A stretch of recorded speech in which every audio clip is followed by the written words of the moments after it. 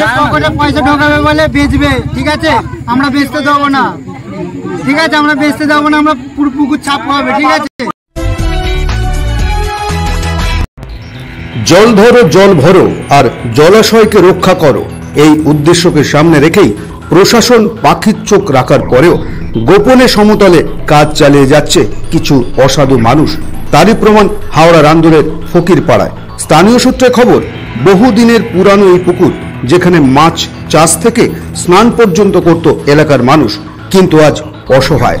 ময়লা আবর্জনা ফেলে ভরাট করে প্লট করে বিক্রি করে বাড়ি করার প্ল্যানও চালাচ্ছে এলাকারই কিছু পরিবার।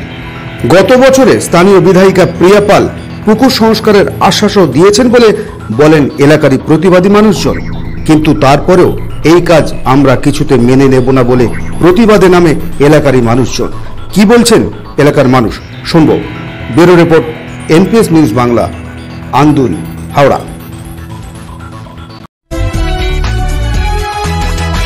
কি হয়েছে বলছি যে আমাদের এখানকার যে একটা অন্য পাড়ার পুকুর আমাদের পাড়ার লোকরা কিনে নিয়ে তারা অধিকার দিয়েছে যে পুকুরে বাড়ি করে থাকতে। এটা কত কাটা আছে? এটা আছে 23 শতক। 23 শতক মানে কত? 15 কাটার মতন, 14.5-15 কাটায় কি বিক্রি হয়ে গেছে? না না, সেটা বলতে পারবো না। 3-4 কাটা রেজিস্ট্রি হয়েছে, আমরা সেটা জানি। কিন্তু আমাদের তো জল নিকাশির অবস্থা খুবই খারাপ। এত বড় 700 লোক বাস করি, আমাদের 2টো টিউবওয়েল। তার জন্যে পিয়াপালও এসেছিল একবার, উনিও কথা দিয়ে গিয়েছিল আমাদের সামনে যে বলছিল যে পুকুর আমরা পরিষ্কার করে দেবো, কিন্তু সেটাও হলো না। কিন্তু এখন দেখছি যে বিক্রি কেটে কেটে বিক্রি করে মানে পুকুরে ঘর করবার ব্যবস্থা করছে। কারা করছে এটা? ওটা যে জমিদার বিক্রি করেছে, আর যারা কিনছে তারা, যারা আমাদের পাড়ার লোকরাই কিনছে। এখানে কেউ আছে? আশপাশের লোক না, এটা এখানে নেই। ওখানে তাদের মেয়েদের ঠেকিয়ে দিয়েছে ঝগড়া করতে। আমরা ঝগড়া করিনি, ওই জন্য আপনাদের দেখেছি। তো আমরা এটা চাই যে আমাদের পুকুর পরিষ্কার হবে। আপনার নাম? আপনার নাম? আমার নাম মুমতাজ। এই পুকুরটা তো আমরা মানে যখন জন্মাইনি তখন থেকে দেখে আসছি।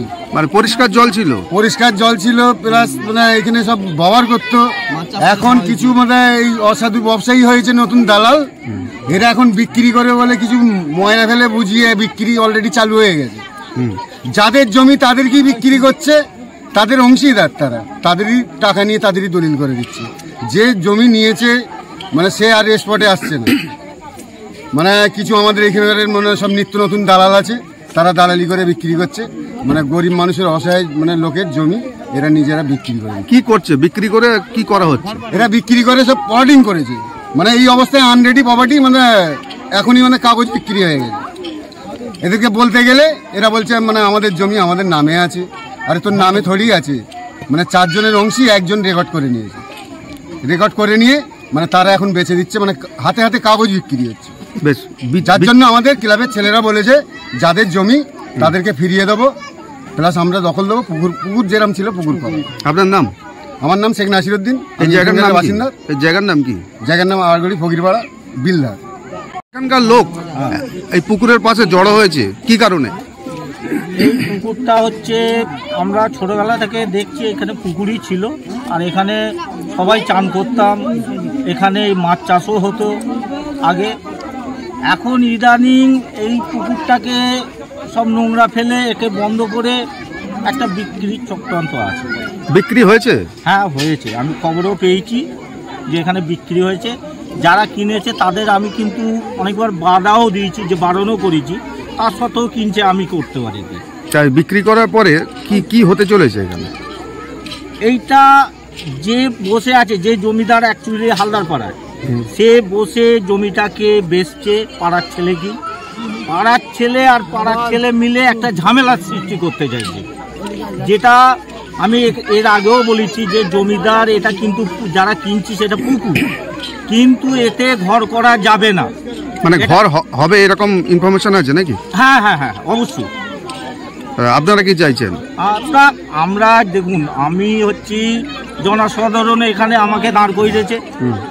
আমরা জনসাধারণ যদি পাড়ার লোক যেটা বলবে আমাকে সেটাই শুনতে হবে। আপনার নাম?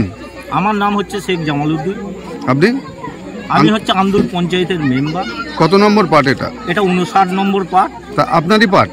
হ্যাঁ অবশ্যই। তার প্রতিবাদ তো আগে আপনার করা উচিত। আমি যারা কিনছে তাদের বাধা দিয়েছি, বলিওছি, কিন্তু তারা যদি না শুনে আমরা করি। তার জন্য প্রশাসন আছে, প্রশাসনকে জানিয়েছেন? এটা লুকিয়ে লুকিয়ে কিনছে, বলছে না। আপনারা পুলিশকে জানিয়েছেন? যাতে পরিষ্কার হয় সেইভাবে এতে এটা পরিষ্কারের জন্য পিয়াদি এসছিল, একবার বলেও গেছিল এটা পরিষ্কার করে দেব। ফকিরপাড়া বিলধারে ঢুকেও ছিল, এই পুকুর দেখেও গেছে।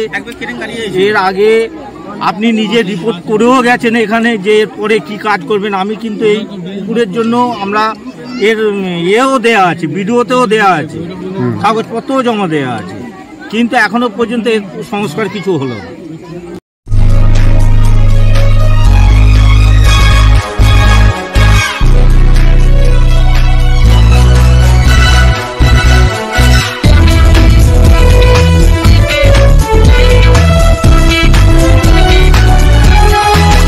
আপনারা দেখছেন এমপিএস নিউজ, সবার সাথে সবার মাঝে।